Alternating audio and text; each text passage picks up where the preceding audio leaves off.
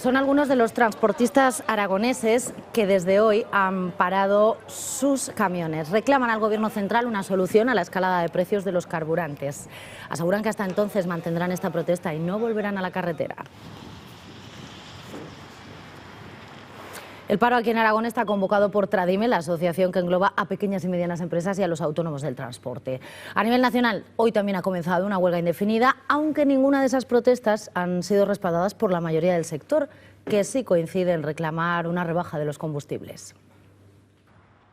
Esta imagen ha sido más habitual de lo normal. Polígonos y carreteras con menos tráfico pesado.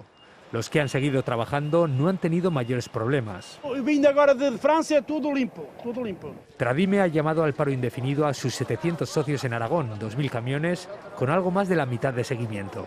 Se decidió parar para intentar, de esa manera, hacer más fuerza para que el Gobierno ceda en la rebaja de impuestos de hidrocarburos. El alza de los carburantes les está ahogando. Las empresas tratan de repercutir el gasto a los clientes, pero entre los autónomos es distinto.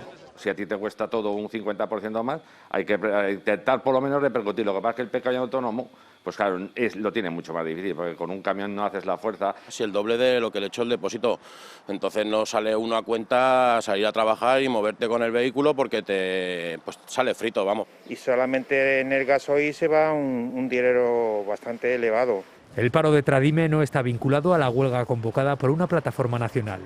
Las principales organizaciones de transportistas en España y Aragón no apoyan ni los paros ni la huelga. Se está trabajando en ese paquete de medidas que nos puedan ayudar a hacer frente a una situación compleja, pero que desde luego es un momento para llamar a la calma. No es el mejor momento para convocar movilizaciones, paros. La ministra se reunirá el miércoles con las patronales del transporte y afirma que la protesta no va a provocar ningún desabastecimiento.